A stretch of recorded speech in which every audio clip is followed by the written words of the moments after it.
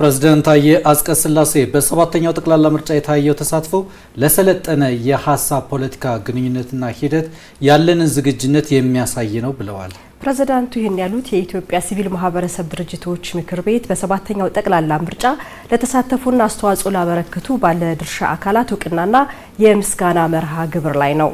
በመርሃ ግብሩ ላይ የሕዝብ ተወካዮች ምክር ቤት አፈ ጉባኤ ታገሰ ጫፎ፣ የኢፌዴሪ ፕሬዝዳንት ታዬ አጽቀሥላሴ፣ ምክትል ጠቅላይ ሚኒስትር ተመስገን ጥሩነህን ጨምሮ ከፍተኛ የመንግስት ባለስልጣናት፣ የሲቪል ማህበራት፣ የፖለቲካ ፓርቲዎችና ሌሎች ባለድርሻዎች በፕሮግራሙ ላይ ተገኝተዋል። ቅድስት አባተ ከስፍራው በቀጥታ መስመራችን ተጨማሪ መረጃዎችን ታደርሰናለች። ቅድስት እንደምናለሽ? በፕሮግራሙ ላይ በተለይ የኢትዮጵያ ምርጫ የኢትዮጵያን የዲሞክራሲ ልምድ በማሳየት በኩል ሰፊ አስተዋጽኦ እንዳለ ይታመናል። የተላለፉ መልእክቶችና ያስሻቸው መረጃዎች አድርሽን። አመሰግናለሁ ለይኩንና ፍሬ ህይወት። እንደምን አምሽታችኋል።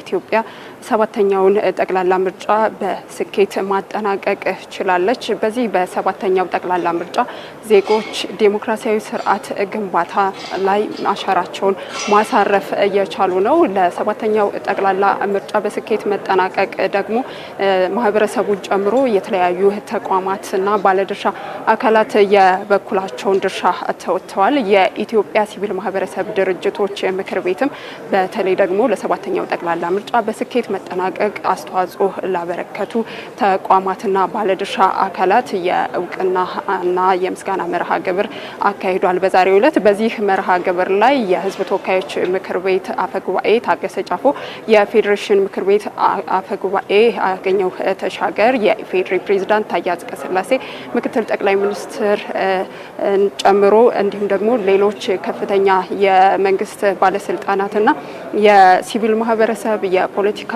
ፓርቲዎች ባለድርሻ አካላትም መሳተፍ ችለዋል። ፕሬዝዳንት ታዬ አጽቀሥላሴ በዚህ መድረክ ላይ ባስተላለፉት መልእክት ኢትዮጵያ ከራሷ አልፎ ለዓለም ውህደትና ልማት የሚተርፉ እሴቶች ያላት ሀገር ናት። እነዚህን እሴቶች ከዘመናዊነት ጋር በማጣመር መጠቀም ባለመቻላችንና በውይይት መፈታት የሚችሉ ችግሮችን በኃይል ለመፍታት መጣራችን ደግሞ እንግዲህ ኢትዮጵያን ዋጋ ሲያስከፍላት እንደቆየ ነው እየተናገሩት።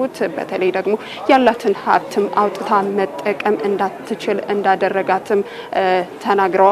ከቅርብ ጊዜ ወዲህ ግን እነዚህ ችግሮች መፈታት እንዳለባቸው በትኩረት ተሰጥቶት መሰራቱን ነው ያነሱት። በተለይ ደግሞ እነዚህ ችግሮች እንዲፈቱ ደግሞ ጠንካራ የተቋማት ግንባታ አስፈላጊ በመሆኑ የተቋማት ግንባታ ላይ ከፍተኛ ስራዎች ተሰርቷል። ከነዚህ ተቋማት መካከል የኢትዮጵያ ሲቪል ማህበረሰብ ድርጅት ምክር ቤት አንዱ ነው። ምክር ቤቱ በሰላም እንዲሁም ደግሞ በዲሞክራሲያዊ ግንባታ በውይይትና በሌሎች ጉዳዮች ላይ ትኩረት አድርጎ መስራት እየቻለ ነው። በተለይ ደግሞ አሁን በሰባተኛው ጠቅላላ ምርጫ ላይ በርካታ የሲቪል ማህበራት በታዛቢነትም በአስተባባሪነትም በሌሎች ስራዎችም ሲሳተፉ ነበረ።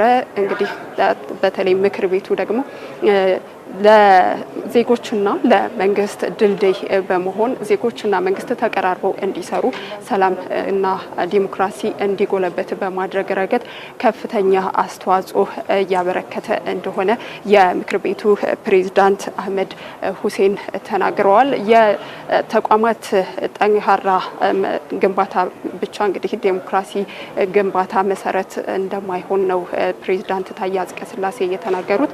የህዝቡ የነቃ ተሳትፎ በተለይ ደግሞ ለዲሞክራሲ ግንባታ መሰረት መሆኑን ሰባተኛው ጠቅላላ ምርጫ ያሳየ እንደሆነ ነው የተናገሩት። በተለይ ደግሞ ዜጋው በነቂስ ወጥቶ ምርጫውን ማካሄዱ ለሀገሩ ፍቅር ያለውን ፍላጎት ያለውን ስሜት የሚያሳይ ነው። ምን ያክል የሀገር ፍቅር እንዳለው የሚያሳይ እንደሆነ ነው የተናገሩት። ለሰላም ያለውን ፍላጎት በተለይ ደግሞ የሰለጠነ የፖለቲካ አውድ ለኢትዮጵያ አስፈላጊ መሆኑን ያሳየበት እንደሆነ ነው የተናገሩት። በሰባተኛው ጠቅላላ ምርጫ ዜጎች ያሳዩት ተሳትፎ በስኬት እንዲጠናቀቅ ያሳዩት ተሳትፎ ምስጋና የሚያስቸራቸው ነው። በተለይ ደግሞ ለቀጣይ ኢትዮጵያ በቀጣይ በርካታ ስራዎችን እንድትሰራ መሰረት እየጣለ እንደሆነ ነው የተናገሩት ፕሬዝዳንቱ። በተለይ ደግሞ የኢትዮጵያ ተስፋ የሚለመልመው የሰለጠነ የፖለቲካ